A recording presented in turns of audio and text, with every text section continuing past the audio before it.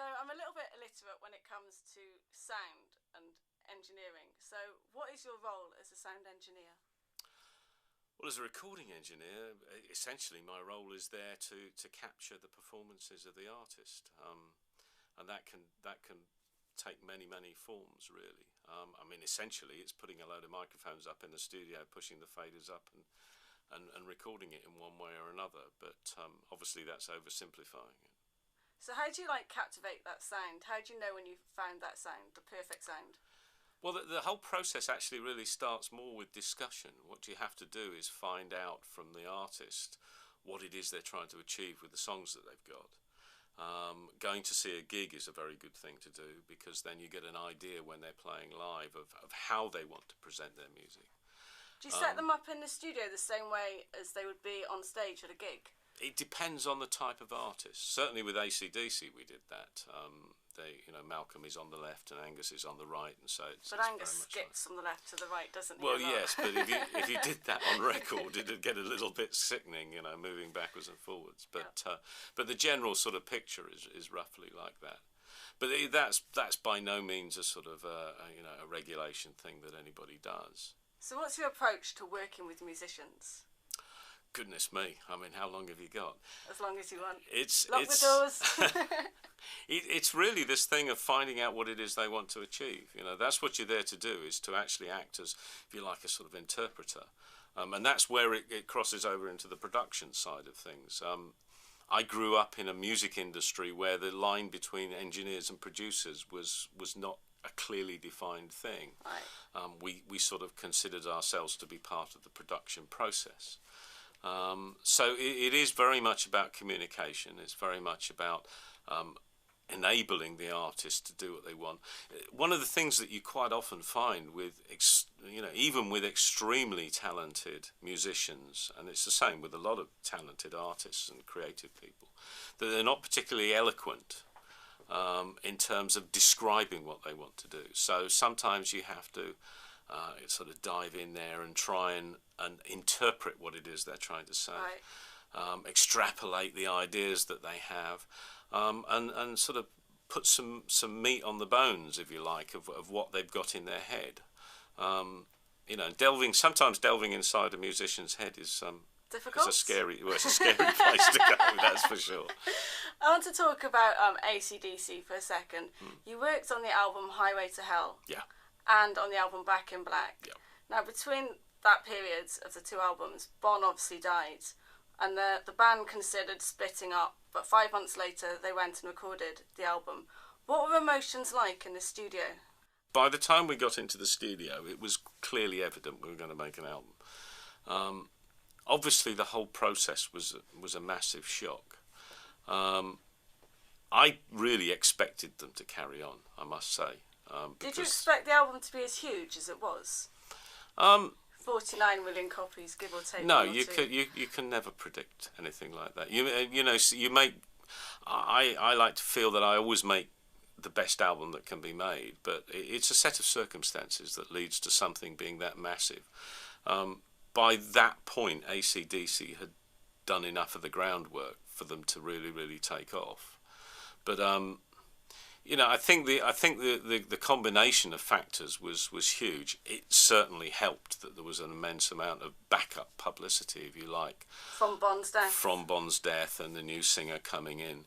But fundamentally, what made that album sell that many copies was that it was a great set of songs that were brilliantly produced by Mutt, brilliantly recorded by me, of course, obviously, brilliantly mixed by me as well. But, this was a band that were absolutely at the top of their game. And yeah, perhaps, the circumstances focused their minds. Certainly when we were in the studio, it was a very close-knit group of people. We were all feeling a little bit of the pain in one way or another. But by the same token, we were all very committed to making sure that Brian felt as comfortable as he possibly could. Because, not many people think about the massive task that he undertook at that point in time. He's coming into what was an emerging, very big rock band from a career that had somewhat stalled, and on the coattails of a singer who was extraordinary, to say the very, very least. And it was, you know, these are huge shoes to step into and fill. How did Bon kind of like differ to work with compared to Brian Johnson? You know, Bon was very much the kind of the rebel, totally sort of Off the hook. yeah, off the hook sort of person.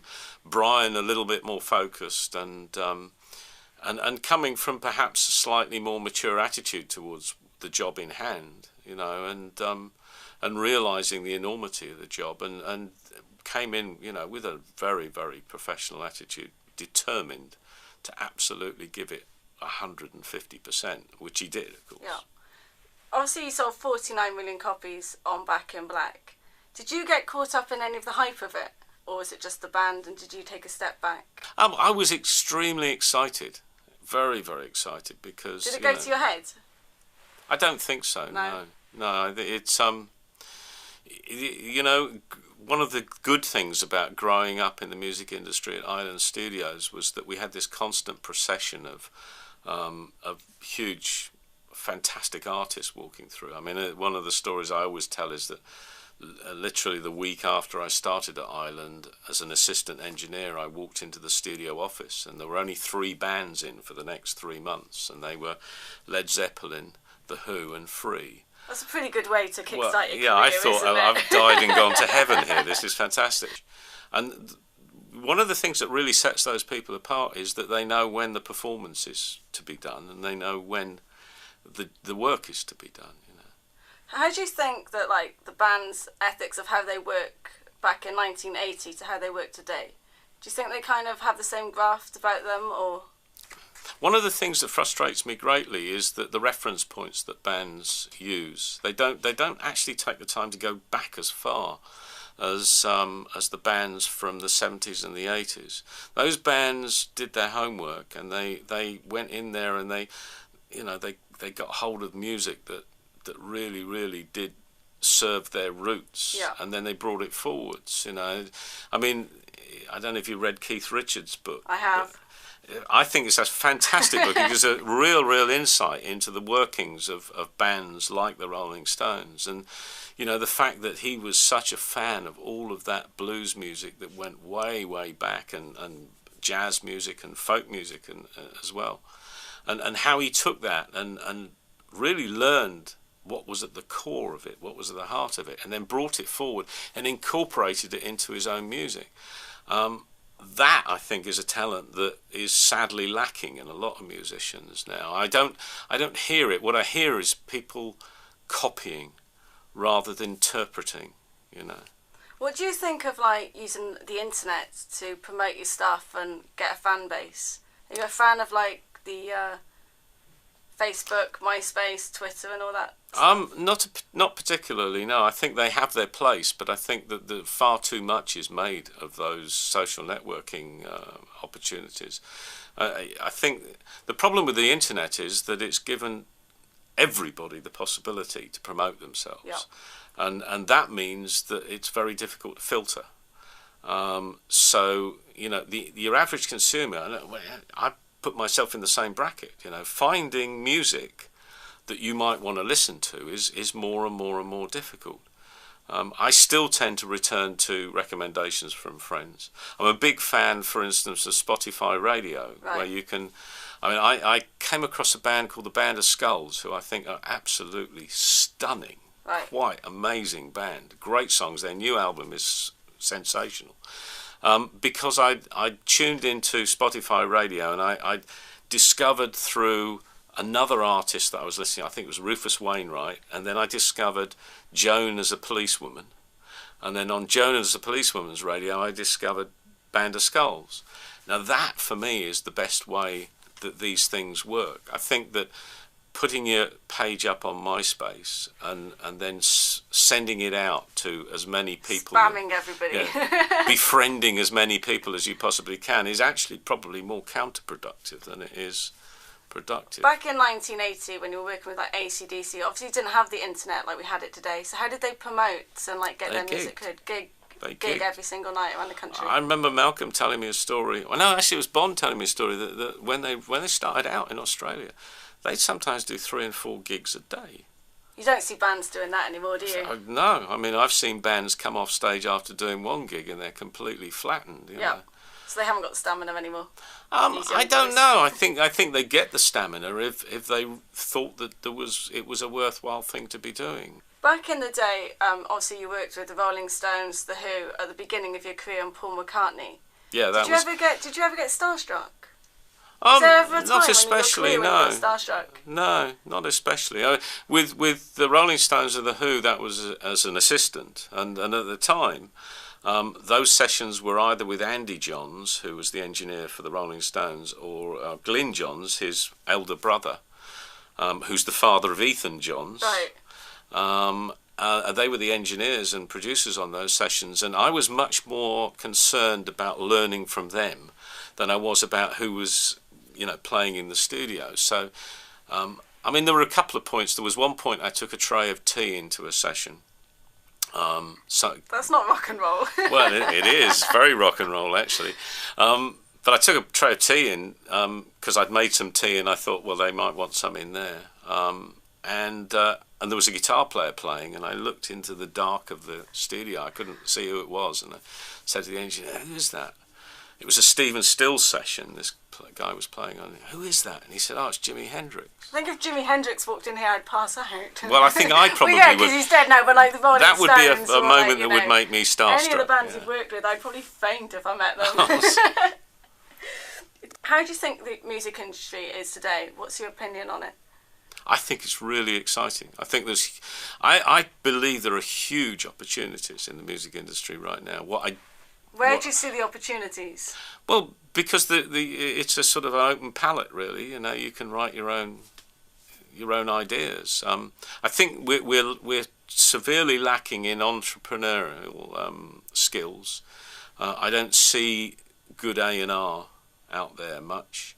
I don't see that many good managers out there of artists. Right. Everybody wants an easy ride, But I think there are immense opportunities out there for people to just sort of do it their own way. When you say you don't see the A&R people, where are they going wrong in your opinion? We don't have a full record company infrastructure anymore, which is probably a good thing. But I like the fact there are smaller record companies. And I like the fact that in those small record companies you have a few people doing all the jobs. But I think what we need to do is we need to start looking at the way the record industry is set up and just decide, well, we can rebuild this in a different way. You don't have to have the infrastructure that we've had in the past. What I keep seeing people doing is making the mistake of just sort of getting comfortable with the way it used to be again, and every time somebody sets a new company up, you think, oh, this might be exciting, this might be different, and then all of a sudden it's the same old. I think that the interplay between the producer and the artist is one of the best things now that's come out of the new music industry, or the face of the music industry now. What do you think of Simon Cowell's effect on the music industry? Oh, if that person that broke into his house, no. Yeah, go on, carry on.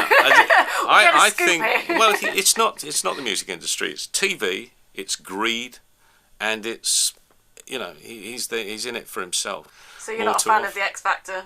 Not in the slightest. No. No. What about The Voice, the new show on the BBC? I was discussing it with a few colleagues today. Actually, I think it has some potential. Yeah. The problem with all of those things is it does rather encourage people to look for the fast track, and I don't think there is a fast track. You see, the other thing that I think is really good about the modern music business is that the relationship between the artist and the consumer, the artist and the fan, is being reconstructed, and it's more direct. There was a period in the 80s when the major record companies quite deliberately separated the artist from their fan base. How do you mean they separated? Well, they took over. It was the emergence of websites and stuff like that, and they tried to sort of stop. They controlled absolutely everything about what the artist did, which meant that and they branded them. They turned them into brands rather than letting them be, people and musicians and so on. And it's a fine line of difference, but I think it is one that I don't think the consumers really reacted particularly well to that. What bands have caught your eye? What have you seen? Any up and coming bands that you know? This band I worked with at the end of last year, These Furrows, a band from Leicester, absolutely fantastic band, great songs, really, really good live personalities, you know. What are you doing with yourself these days? Well, I'm in the I've just finished an album with a singer, a Dutch singer who originally comes from Suriname, called Cameron Bell. We've just finished her album, and that's in the process of getting launched. Yeah. I've just got back from the Canadian Arctic, because I'm working with a band called State of the Art. We've just finished writing the songs. We've still got top lines and lyrics to finish, but that's an album that we're going to start recording sometime in July.